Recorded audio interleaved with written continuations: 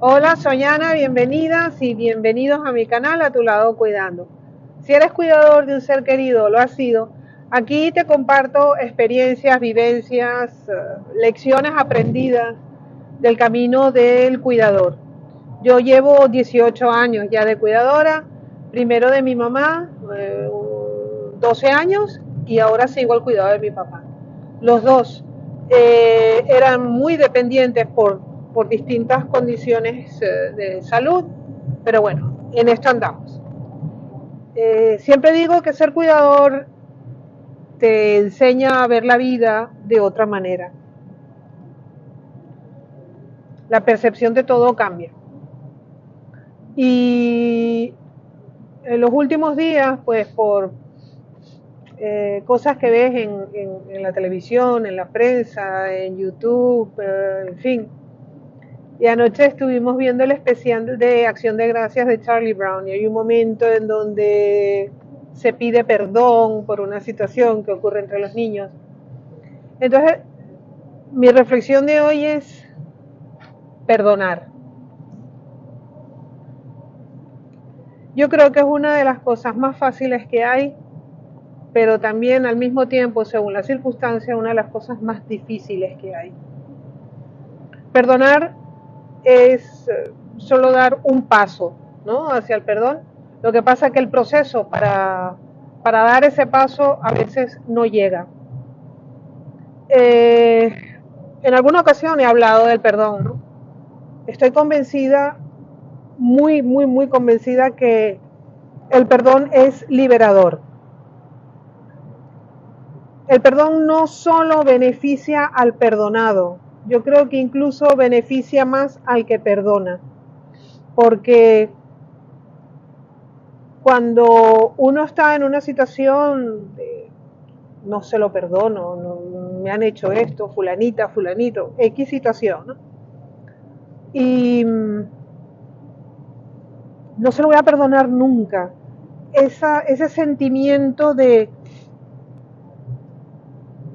rabia,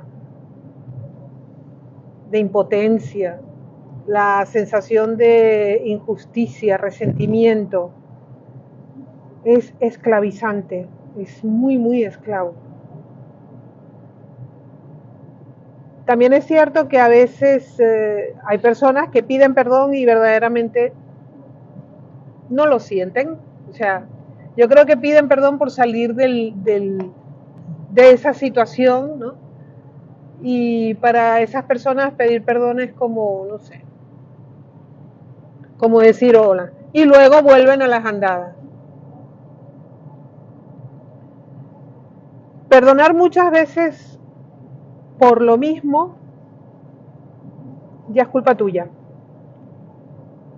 Una vez te hacen daño, bueno. Dos, mal asunto.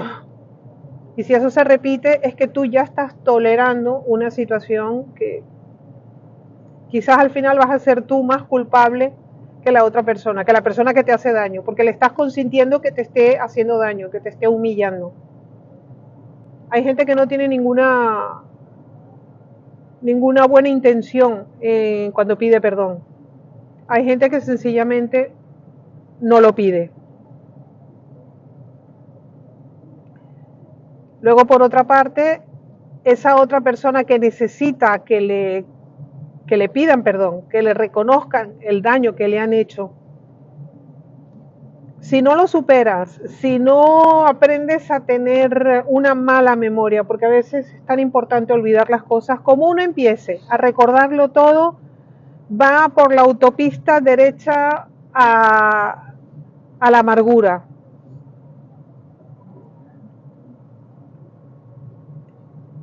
Piensa que si en el mundo de la justicia, ¿no?, cuando hay personas que cometen un delito determinado, van a la cárcel, cumplen su condena, una vez cumplida, salen en libertad, ellos ya han cumplido con su deuda con la sociedad. Yo creo que es justo no tener que reprocharles nada. Sin embargo, para muchas de esas personas, rehacer la vida, reconstruir la vida después de haber estado tantos años en la cárcel, a veces es muy, muy complicado. Entonces, el perdón.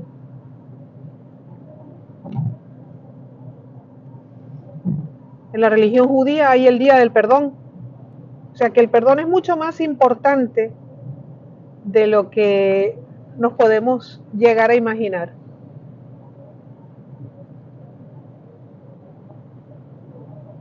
Perdonar es olvidar, pero yo creo que si no vas a perdonar, olvida también y sigue tu camino. Porque si hay una cosa esclavizante que causa muchísimo dolor, es ese resentimiento que provoca no perdonar.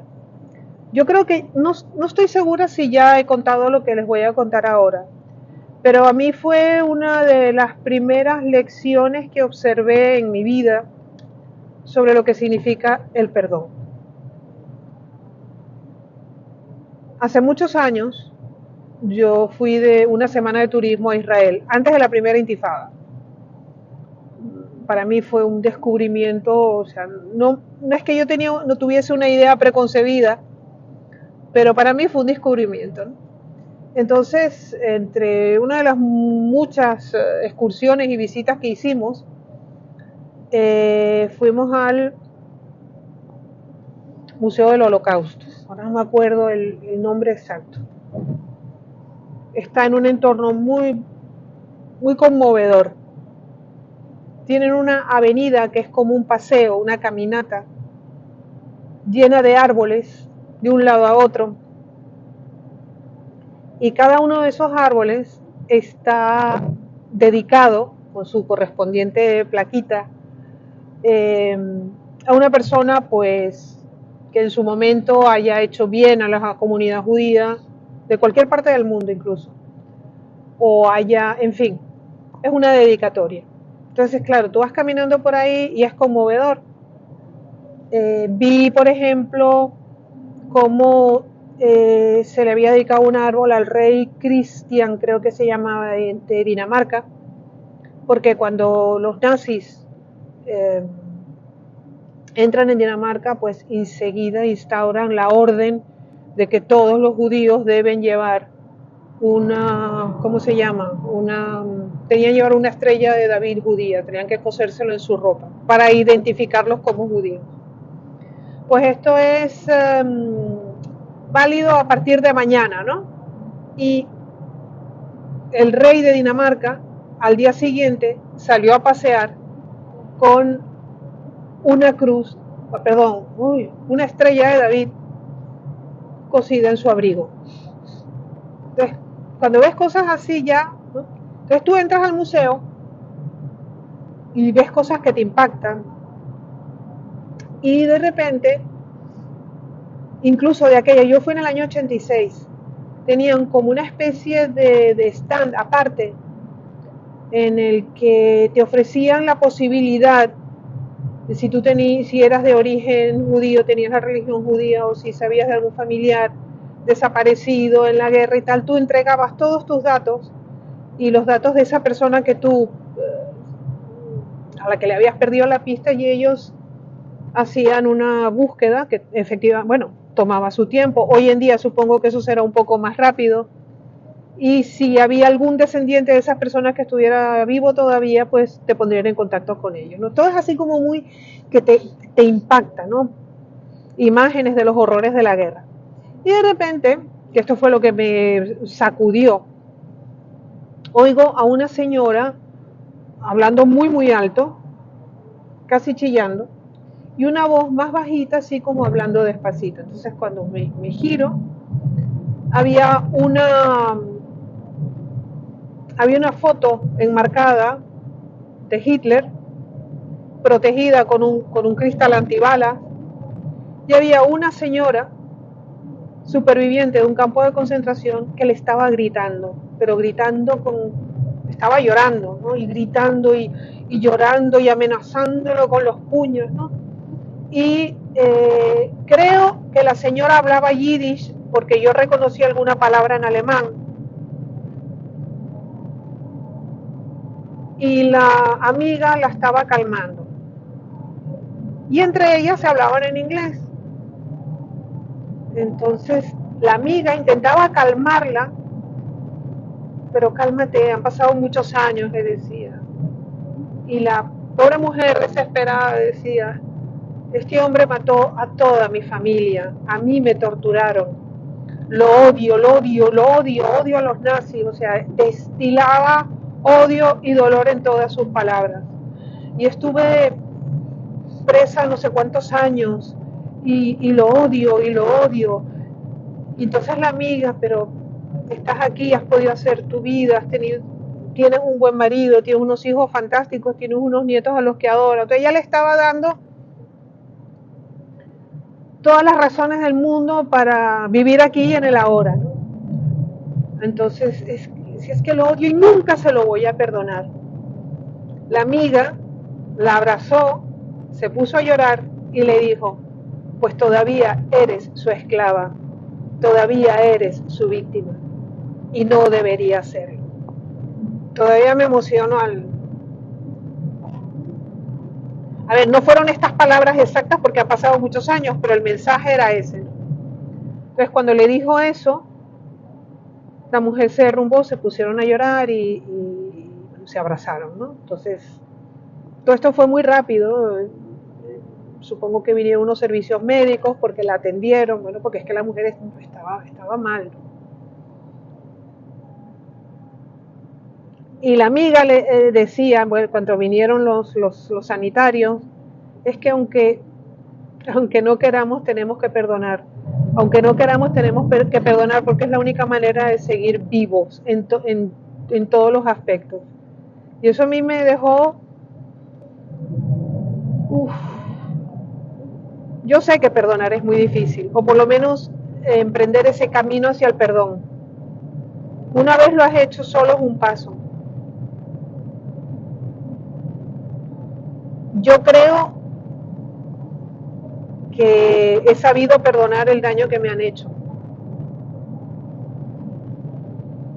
Lo que pasa que en mi caso hubo una persona que en su momento me hizo mucho daño sistemáticamente a lo largo del tiempo y esa persona ya no está en ese mundo. Entonces yo como que a veces siento que no he podido cerrar ese círculo, ¿no? Pero es importante perdonar. Yo sé que cuando se entra en ese proceso de rabia, de ¿por qué? ¿Por qué me has hecho esto? ¿Por qué eres así conmigo? Es que duele tanto que yo creo que no nos merecemos añadirnos más dolor y más sufrimiento al que ya se nos ha hecho. Y es liberador. Y creo profundamente que es más liberador para el que perdona que para el perdonado. Porque muchas veces el perdonado, que no lo merece en realidad, porque no lo merece, se va de juerga, ¿no? Como que, ay, sí, me perdonó y ya está. Y yo creo que es algo mucho más profundo. En este caso, pues, te perdono, olvido, pero en mi vida tú ya no vas a estar. Ya no me vas a volver a hacer daño, ¿no? Mi mensaje es ese, el perdón es liberador. Tan fácil y tan complicado.